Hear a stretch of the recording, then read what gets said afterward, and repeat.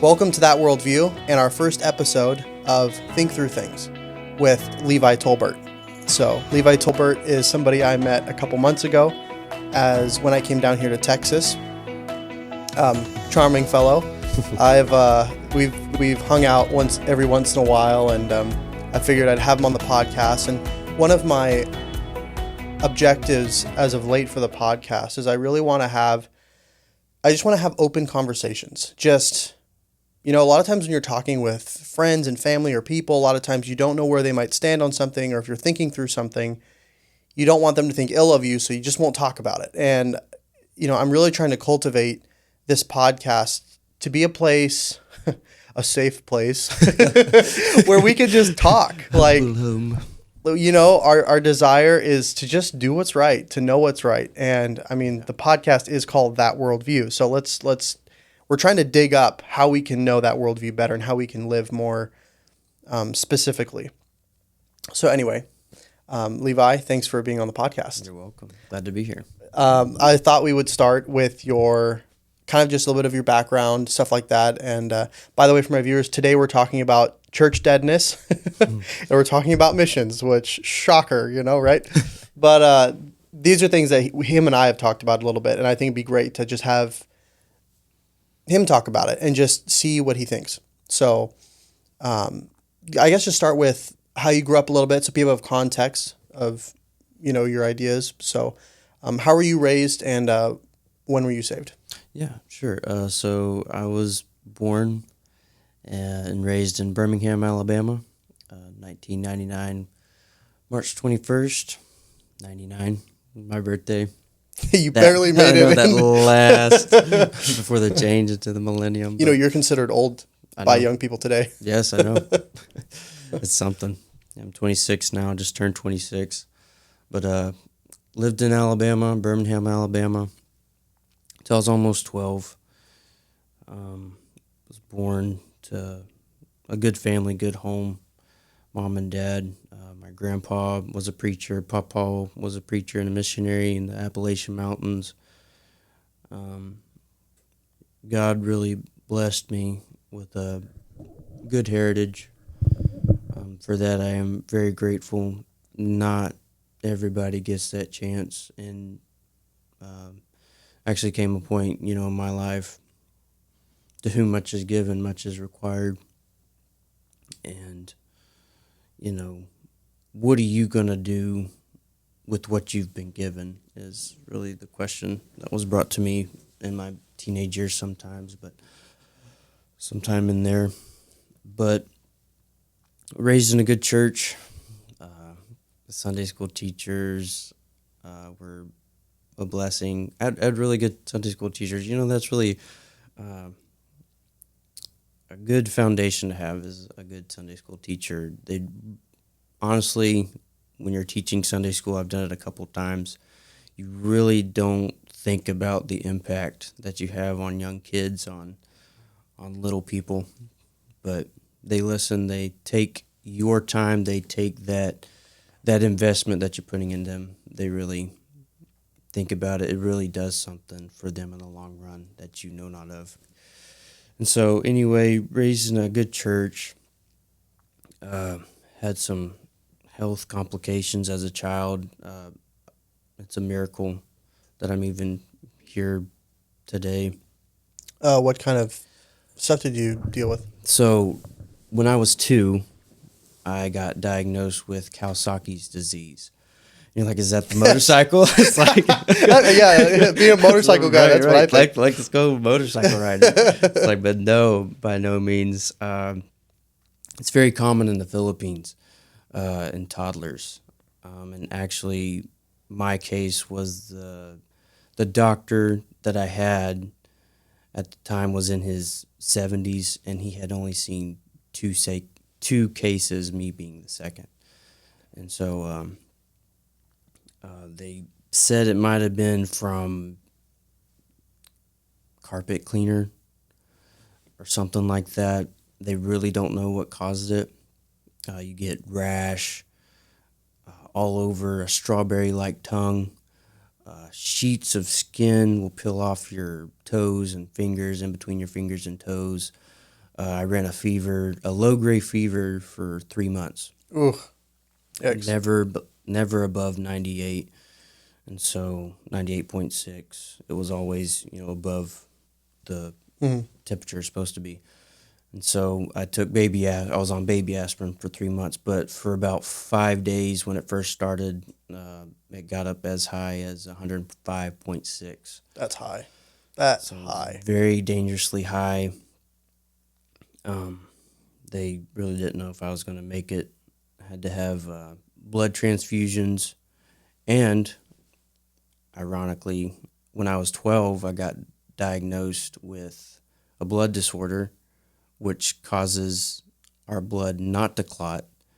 And in this case, the Kawasaki's disease attacks the main artery to the heart, causing a blood clot. So did they balance each other out? So they balanced each other, my condition that I was born with, and then the Kawasaki's disease really balanced it out. Lord really. Wow, that's I've never heard of that before. And so it's very rare. I mean, it's a God thing. Yeah, that happened for sure. And so the Lord got me through that. And so, how did you? So did you grow up traveling? So I grew up as an associate pastor's kid for 12 years, a pastor's kid for 5 years, and an evangelist kid, young adult, for 7 years. Wow. So you've seen pretty much everything under the sun when it comes to church activity. Yes, the Lord has blessed me to be able to see all sides, except, maybe the missionary's kid part. But in the end, it's all the principles and the aspects are there. Maybe a little bit more hardships for missionaries' kids, being, not having support as you would being here in the States. You're, as far as friends, obviously with technology today, we can keep in touch, but still having that face-to-face interaction is vital. Yeah. So how old were you when you got saved? So I was 9 years old when I got saved. So there's a youth camp in Alabama that our young people went to. Our age groups for our church was 8 to 18. It's a very broad age, but that's what it was. And so I was 9, and Mom and my sister and I, we just went there to visit one night. We didn't stay out the whole week. Just went there to visit. And we got there, and that was actually the first time. That night was when my mom, if anybody knows my mom, she will shout, she will praise, she will worship.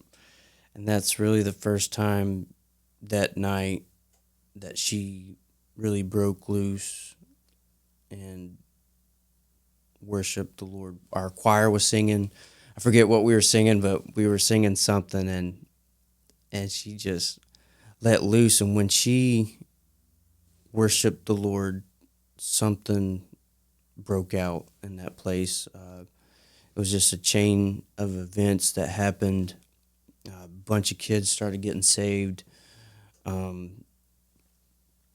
getting right. Kids, teenagers that, have problems, those little rifts, those little things that go on there. They were getting those type of things right. And anyway, the preacher got up and preached afterwards. I have no idea what he preached on, but on the way home, we were in a 2006 Dodge Durango. That's pretty specific. Very specific. And Esther was 10 years old. We're 16 months apart. And then me and my younger brother, 16 months apart. Anyway, it was just Esther and I and Mama. And Esther started asking questions, about salvation, reassuring of salvation. And I think we've all, had that issue for sure. Yeah. I mean, most Christian kids do. Yes. And so for me, Mom was like, just ask the Lord Jesus in your heart, and He'll save you. He'll do what He said. That His promise is true. His word is His word. And so anyway, in the back seat of the middle section of the light blue, 2006 Dodge Durango, on the highway, headed home. I think it was 11:59 on a Thursday night. It's crazy that I remember How all. specific you are. It's hilarious. I know it's not like that matters either. Well, were you eating Oreos or gummy worms? No, I didn't have anything. But I knelt down and asked the Lord to save me. Now, I totally had, reassurance moments like we were talking about afterwards, and, even up to my teenage years. And so, but what really helped me through the reassurance was where it says in, the New Testament, kept by his power, not your power. Mm-hmm. Like, we try to do this, do that to keep our salvation, keep goods with God, but there's nothing that we can do. So that really helped me. So I got saved when I was 9 years old. Nice. So growing up, we talked a little bit about this before the podcast, but one of the things that you said was really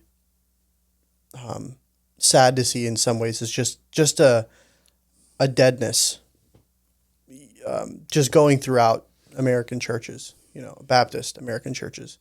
What were some of the things that led you to that conclusion? And how did you perceive that deadness? Right. So obviously, well, not obviously, but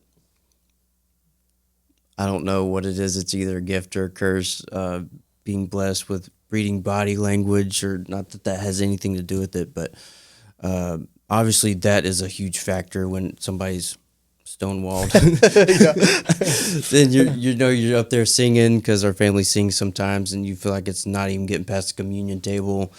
What is wrong with these people? Not a amen, just maybe a or yawn, something, laugh, something. Yeah, but nothing in the preaching. There's just no light in the eyes. Light. I mean, just nothing. And, everybody talks about 70s, 80s revival in our country. And I believe because that happened, because why are the 60, 70, 80-year-olds still in church?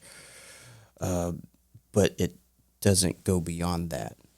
Yeah, that's actually a really good point. That's something I've thought of too, is I've met a lot of Christians, older Christians, that I've just talked to as I visit churches, and what I've found is that the ones that don't have really any spiritual evidence of them now, they always reflect on the good old days. Yes. It's like, oh man, we were on fire and the Holy Spirit was there, but they just lived there. Right. They're living in the spiritualness of 30 years ago. Yes. Yeah. I mean, there's no freshness, there's no newness. There's no moving forward. You're just staying there after you cross the Red Sea in the wilderness. Yeah, it's great, right? But you got to move forward sometime. And I feel like with the baby boomer generation, even in Generation X, there's just something that I feel like happened, Generation X moving forward, that they didn't make it theirs. They didn't make their relationship with the Lord theirs. They were just going on, oh, mom, dad got saved, the Lord changed their life. They're hanging on the coattails, of mom and daddy, or this is just what we do because of what mom and dad did. This is just because of what my preacher's saying. And that really stood out to me when I was a teenager, when we were in a go-between. We pastored a church for about 2.5 years, and it got down to like 5 people. Daddy, we kind of just had to, did what we could, but it was time for us, to move on. It was like trying to keep a hospice patient alive. Yes, exactly. Yeah. And so we were at a church nearby that we kind of grew. I feel like I grew the most spiritually there. And really emphasizing, reading your Bible, praying. There's nothing, that's not the main thing, but it definitely helps you get to the main thing, was what the Lord was showing me. And, you don't have to read it every day. I mean, it's good to, Right. Yeah. but it's not a checkbox. It's not, that does not make you spiritual. Yes, I totally agree. It's, Yeah, and what was looking at churches that are that way, I found so the thought that always comes back to me is where there is no vision, the people perish. yes. That's the thought. Like when we talk about missions, which we will in a little bit, when we talk about all of that, right? I have found that there's like this. There's like this massive enthusiasm Right. around the gospel. Right. Right. Yes. Yes. There's like, I'm saved, and that's great. Like, I think that should always be there. Right. Agreed. But there's also, I find like there's this huge dearth, this huge lack in understanding, and I've struggled with it for years too, like understanding how to walk with God, how to be effective in not for just effectiveness sake, but how do I follow God and discern, right? And just walk with him. Right. And every Christian has to go through that process. Yes. But what I found is there's very little discipleship. Like if you look at what biblical discipleship is, and then you look at our churches, we don't have that. Yes. Yes. Yes. It doesn't really exist. Yeah, it's like non-existent. Yes. Right. And something I've found is that the closest thing that we've called discipleship is like going through a booklet, a 6-week booklet class, thing, yeah. right? That is not discipleship. It's a lifelong thing, really, when you think about it. Yeah, But- and more specifically too, like I found that when you look at this is the analogy I use. A student studies information, a disciple studies the master. Paul says, "Follow me as I follow Christ." Right? And imagine if a young guy came up to you, say he's like 8 years younger than you, right? He's a young guy, say he's like 18, and he's like, "Man, I really want to follow God. Can you teach me how you follow God?" That's kind of intimidating. Very, very scary too. Very scary. And I think that's why we don't do it anymore. Yes. Is because now your personal walk with God is deeply going to affect the man beneath you. And if you're not a faithful man, you're not going to teach others. Right? And what does Paul tell Timothy? He says, "Teach faithful men that they may teach others also." That's discipleship. And I think that in the last couple decades has pretty much been very non-existent. I'm not saying it doesn't exist, but I'm saying in the majority of places it doesn't exist. Right. And so therefore, in a lot of ways, we've lost a generation of influence. That's why I think you have like these glory days of salvation back in like the 60s, 70s, tiny bit in the 80s. Right. And then you just get this like whammo drop off of like nothing. You know? So anyway, but Yes. what did that look like from church to church? Because when you were older, you guys did evangelism. Right. So what were the similar characteristics that you just saw over and over again of this deadness? Well, people set in their ways of what they think is right, of what they think is a biblical view. No open-mindedness. No open-mindedness to what the Lord wants. And the Lord... Was there any openness to really discuss I don't want to say new ideas, but actually discuss what they believe and why they believe it? They would be more than happy and glad to tell you what they believe, But why not to actually... why they believe it. But when you start bringing up new ideas of how the pastor may want to go about not changing the message, but maybe the method. The method, right. And so they absolutely cringe up. And so, sometimes I wonder if the old people, because a lot of elderly people, and, sometimes you have some sweet old people in there, and you can have 50, sweet people in a church. You can have 25 elderly people, but sometimes the bad apple ruins the whole bushel. I mean, it only takes one. It only takes one, and sad to say that that one is normally in a place of position. Yeah. And that person in the place of position has somehow, his views are more important than the pastor's. The people are going to go with that person. The majority of the people are going to go with that one person, 2, 3, however many, with that person in position. And pastor, kind of has to move out of the picture. And then another pastor comes on, and the process just moves on and on. And because of that, that generation or that person just it's like a stalemate. Bad influence, as you were talking about earlier, just gives that horrible vibe to the next generation on down. And that's why this is so dead. There's no life here. There's life being taught, but there's no life being lived in the church. Something I think you really hit the nail on the head. So I hear a lot. There was a statistic, I think, by Pew Research pretty recently that said that there's like an all-time high for pastorless churches.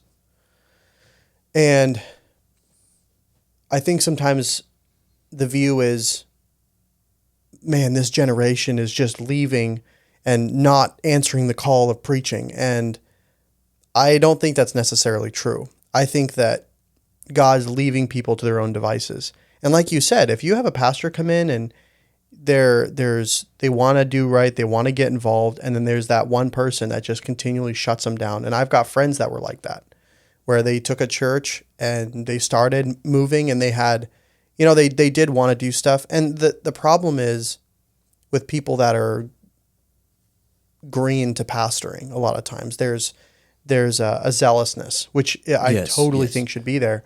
And what happens is you get these crusty older people who wet blankets who they're even, and the young person's idea may not be totally correct. Sure. But at least they have vision and they have movement. Yes. Right. But they just get crushed. And I do actually think, and I could be wrong and that's fine, but I actually think that God is allowing churches to die because they're dead. I mean, God told the church in Revelation, he's like, if you don't repent, if you don't fix these things, I will remove my candlestick from you. I think there's a new movement in America happening where God's removing a lot of candlesticks and churches are just dying off, which I think is a good thing. A lot of people see it as like a totally bad thing. And I said, no, not really. We're just really getting rid of what's already been dead in a lot of ways. But I found that there is new life being breathed into a lot of places. Yes. And I do think that there is a massive younger generation that's, I think, really wanting to take the helm of missions and of following the Lord. But we're in a transition phase. So you've got the older generation, they're seeing like this death really of themselves. But I am seeing a massive growth of life in a younger generation.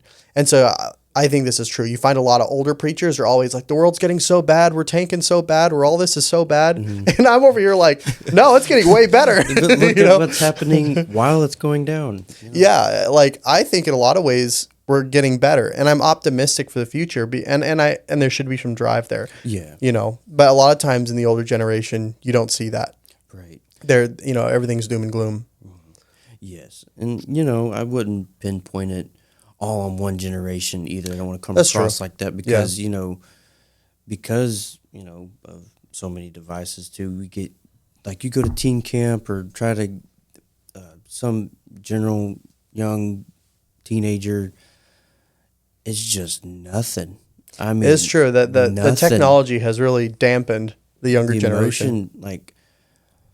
Emotion and spiritual things, like you get them in spiritual, and this is true in general. Like this is something that I've noticed, no matter what age, and it just grieves me.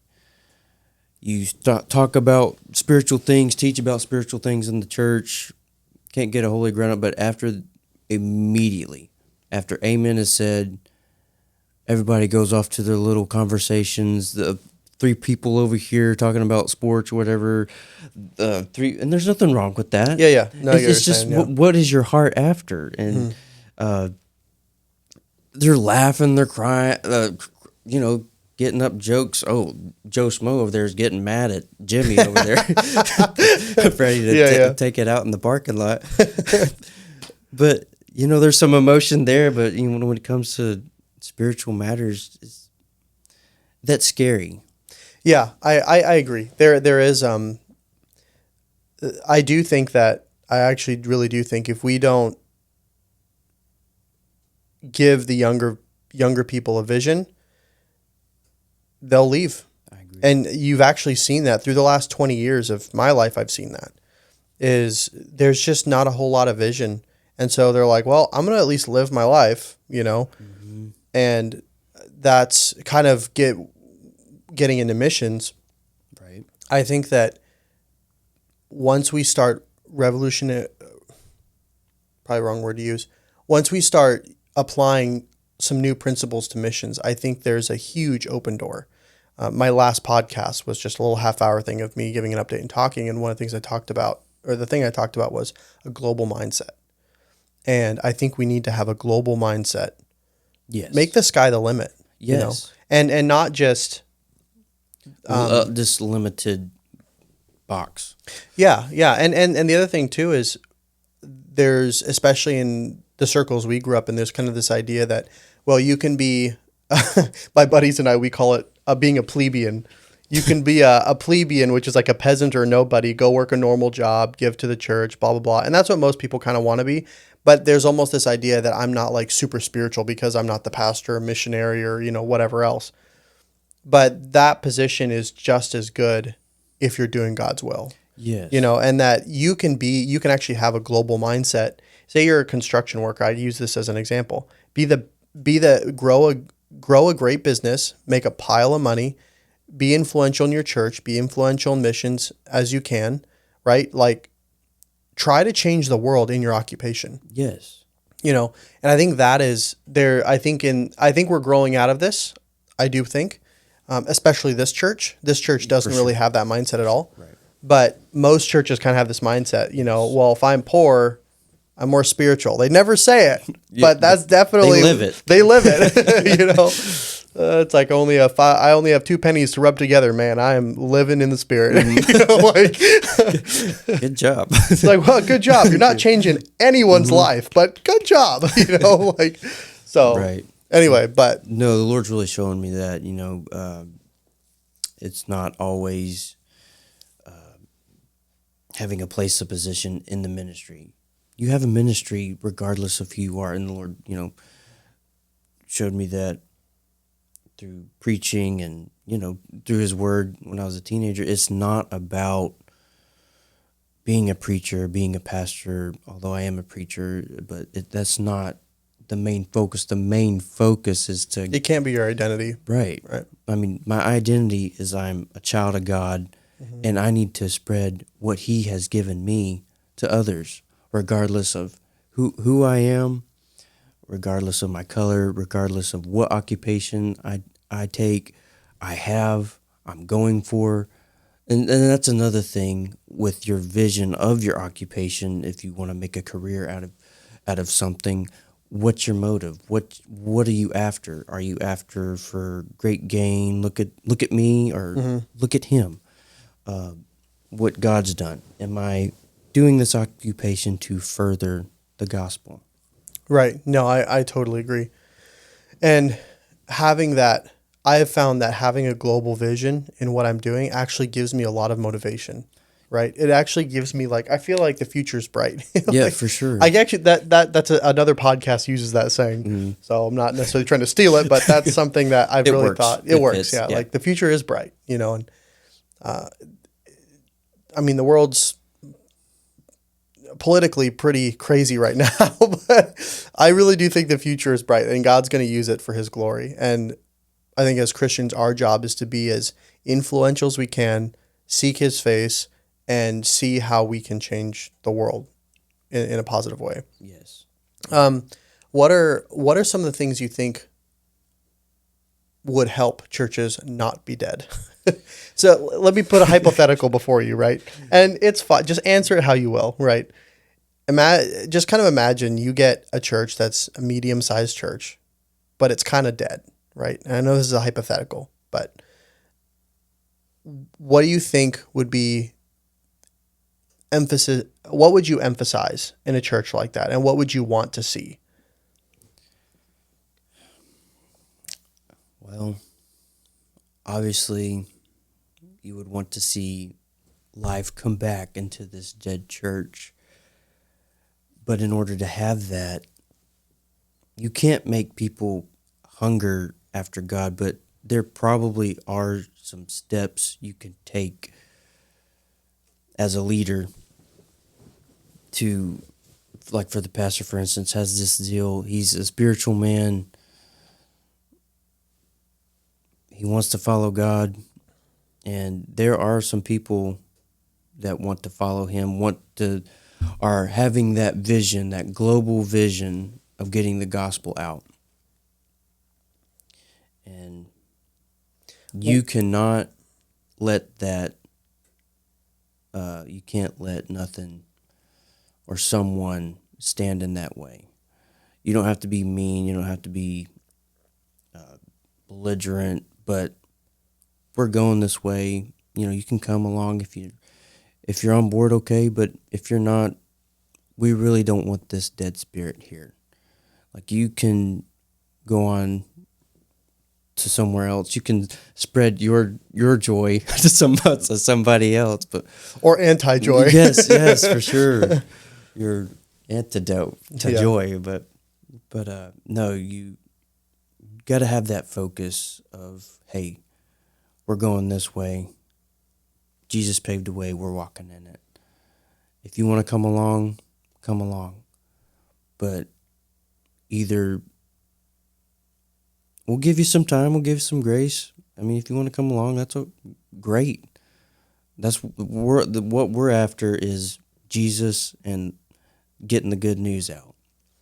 Something when you're saying that is, I think a good, obviously you have to listen to the Spirit of God and stuff like that. That's a given. But something that I've found interesting is when Jesus in Matthew tells the apostles to go out for the first time and preach in the different cities, I look at the children of Israel during that time as like a dead church, right? For sure. Yes. They didn't even recognize God, and they're looking at him. Yes. Right? They didn't, and Jesus says, go in and preach to them, right? What are they bringing? They're bringing life. They're bringing Christ. And he tells them, it says, if they won't accept you, he says, shake the dust off your feet and move. And I kind of feel like that should be the same outlook mindset for pastors. But, you know, if you're a new pastor, God's called you to a place, your goal is to bring Christ, right? Regardless of their deadness, right? Be compassionate, be open-minded, but also be very firm that, listen, if I'm here, either kick me out or follow, right? And that's what they did to the disciples. Either they accepted them and they were able to be a witness in that city, or they didn't accept them and they dusted their feet off and they moved on, you know? And I think that's all a pastor can do. Yes, I agree. You know? I think that's about all you can do, because ultimately people make their decision, the gift of the free will. And think about the free will, that aspect that is so special that the Lord would allow us to have that choice. But in the end, I think that's about all you can do is just show them the way. Hey, come along. Yay. If not, all right. Shake the dust off and move on. Yeah. No, I definitely agree. And probably one of the first things you would need to have a recognition of deadness. What? Right? Yes. Yeah. That's discernment. Yes. And then, you know, also I have no desire to be a pastor. I'll just throw that out there. Yes. I'm not going to say yay or nay. I know the Lord's listening. Yeah, you're like, yep, you ain't supposed to be a pastor, man. So, and it's funny. Some of the pastor will joke with me.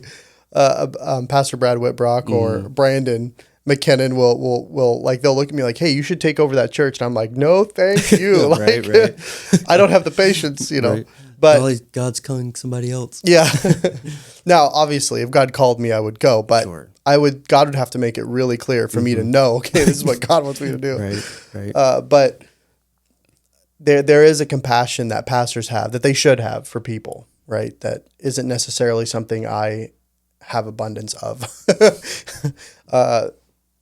But having that said, the goal is to reach the world. And that's what the Great Commission was, is start locally, yes, move internationally, and I think that the church being the ground in, I will say this too. I always happen to hit it, but hit every branch on the way down, as they say. Right.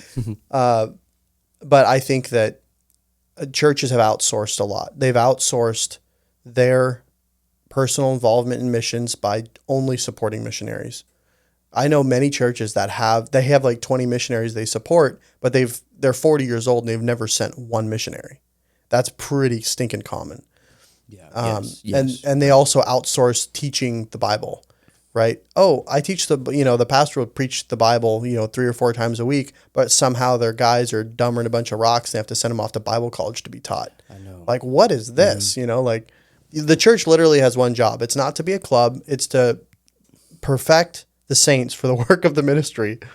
And we just end up having clubs. And I think those are the two biggest things, is we outsource a lot of our missions and we outsource our discipleship. So no wonder church have become kind of dead in clubs. Right? And there are good people. Every church you go to, you'll find at least one or two people, who actually have that desire and that fervor. And those people I feel for. But there is, I think right now, a fundamental breakdown and a fundamental buildup of what it is to walk with God and be a Christian now.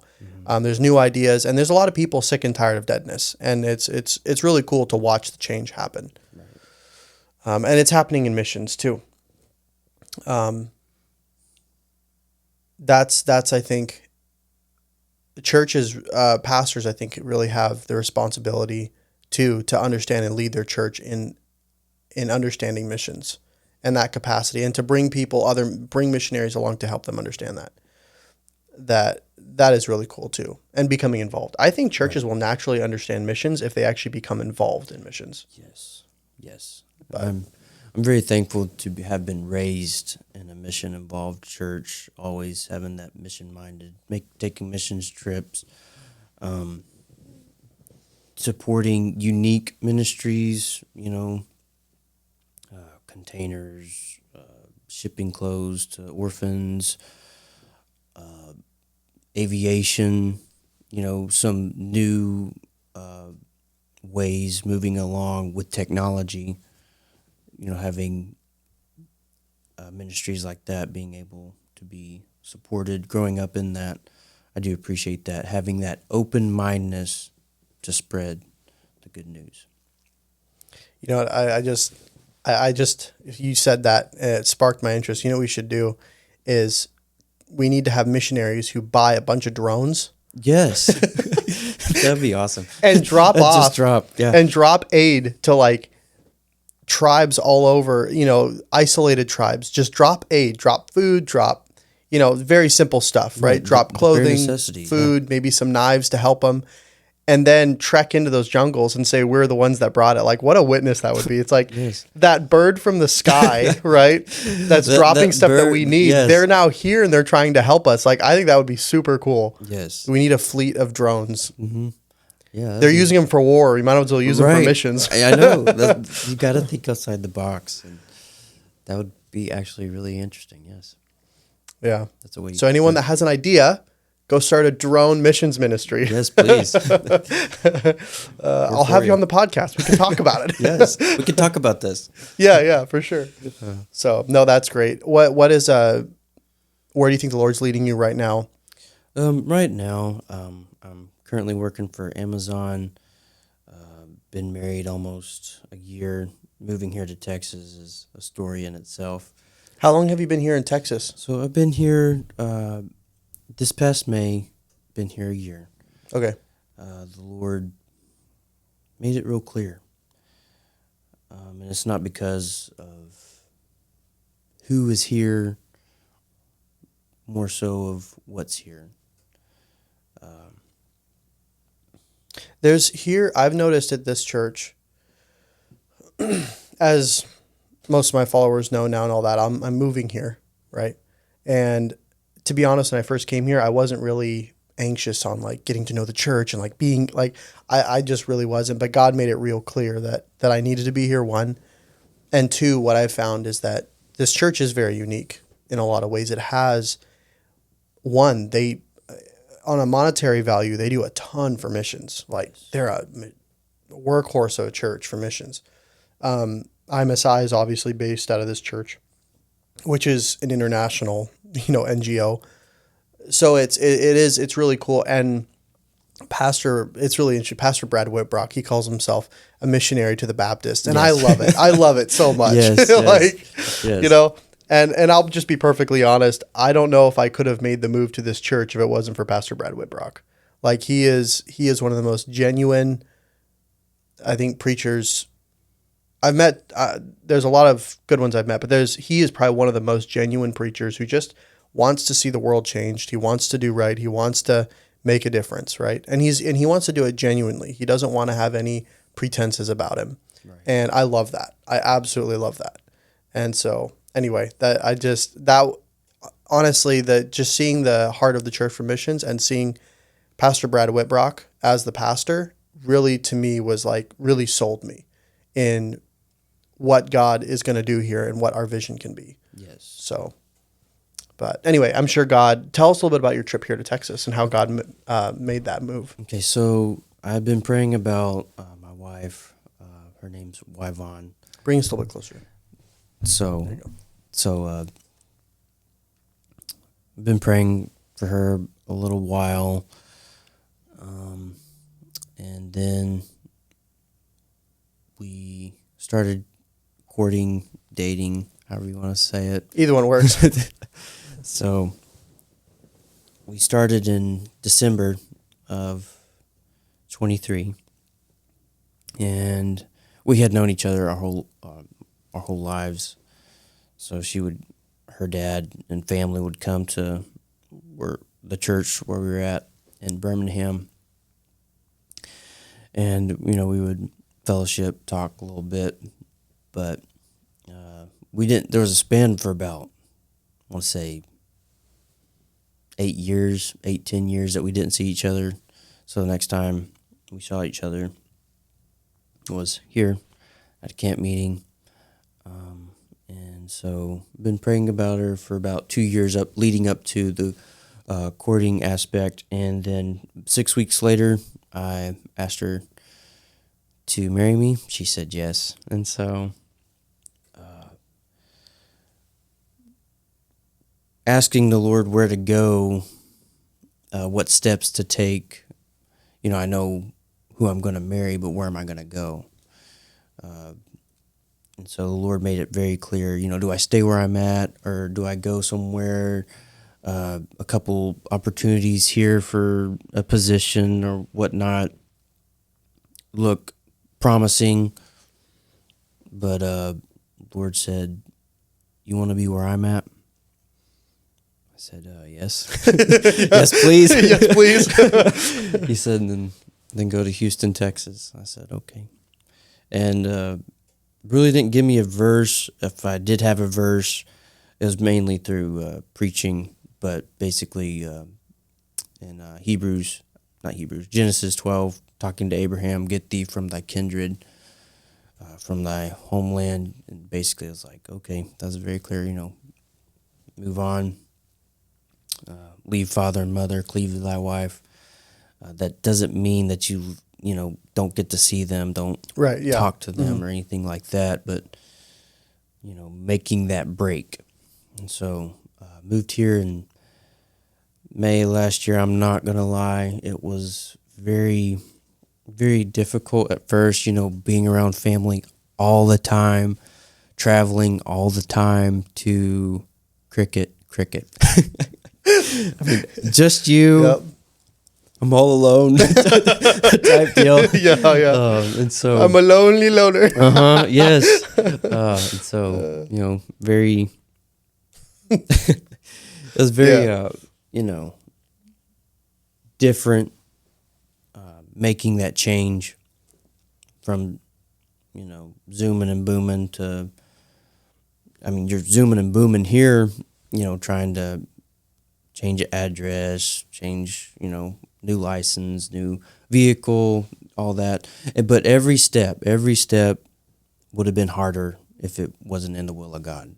Oh, for sure, yeah. For sure. And so the Lord just kept confirming that I was making the right move.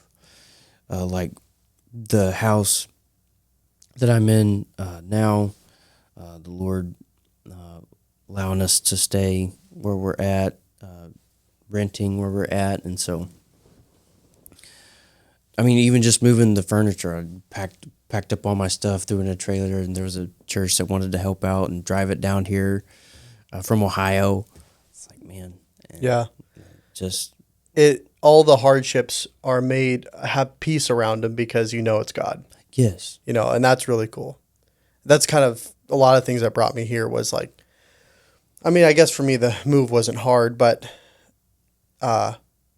someone actually told me, I think within being a couple weeks of being here, so you moving here? And I laughed at them, not at them, but I could just laughed. I was like, no, I'm not moving here, But as time went on, two of my mentors kind of predicted it before I even knew, and then told me later after I kind of told them like, yeah, we figured God would move you there, and I was like, what, So anyway, but yeah, it's been a trip, hasn't it? Oh, it's been a trip. It's a lot of fun though, and you never know what's going to happen.